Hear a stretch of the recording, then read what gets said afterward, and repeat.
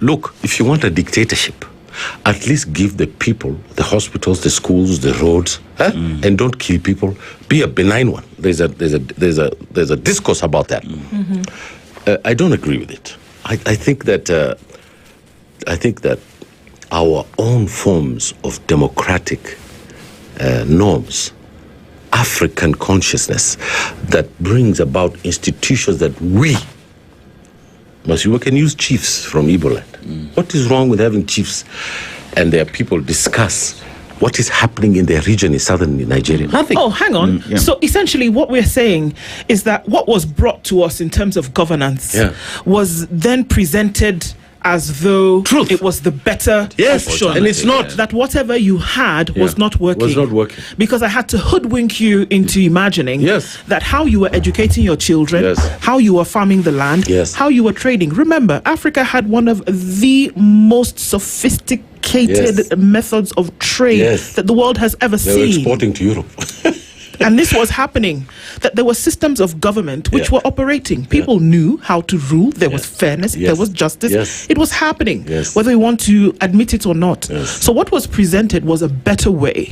And for years after colonialism, in many, many, many countries, then you imagine that this new way of government was trying to be inculcated by leaders, but it was always a mismatch. And so there were people who were always knocking heads. So are you saying that this democracy that every one of us uses to now describe our country's Democratic Republic of the Democratic People, whatever, actually is not working? I think that if the cat is not eating the mouse, the poverty mouse, it's not working. Our job is to increase the money in people's pockets, for them to have shops, for them to build dukas, to go to good schools and the things that I've talked about. But also, I think that it would be absurd for us to not notice that we live in the 21st century and that there are benchmarks of systems of government, right, that have been tried and tested. I think that the African system of government has not been tried and tested.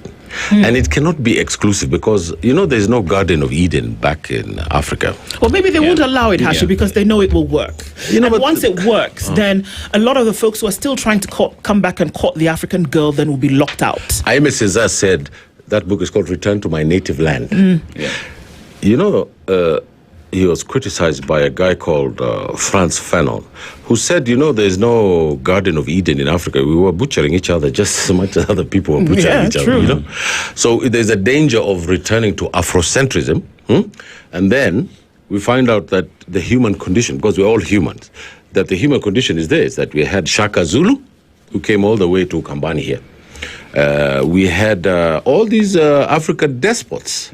Mama Suluhu actually used the African culture, the African history to say that the Gen Zs are not good because they're exercising their democratic right. So we have to be careful about Afrocentrism.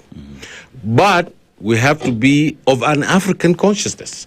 If Afrocentrism is being used to say the Gen Zs cannot go and exercise their right to democratic protest, then there's a danger.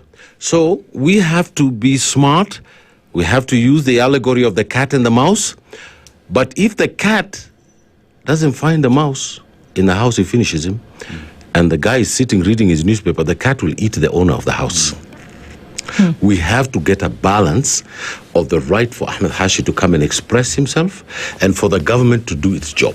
So should we be concerned, should we be concerned with the business of diplomacy and making sure that your right has reign with certain countries in the world? Because we've called them some of what would look as though they were off color. We've called them diplomatic gaffes when they have to do with the folks who are continuing to entrench colonialism, if you ask me. Should we be concerned in the business of maintaining those friendships? We should. I'm more interested in having a grand conference with East Africa than France. For an example, you have a conference, China, Africa, France, Africa. We even had Thailand, Africa. Did you know that? Tomorrow we're going to have Taiwan in Africa. Then they parade 50 presidents, most of them who are over 80, to a conference. So I think that this idea in our political culture, in our state culture, in our state elites that treats white skin as property. Do you know that's the problem? Ukiona mzungu anakuwa mgonjwa. So you know that. Huko kwetu kwa Waria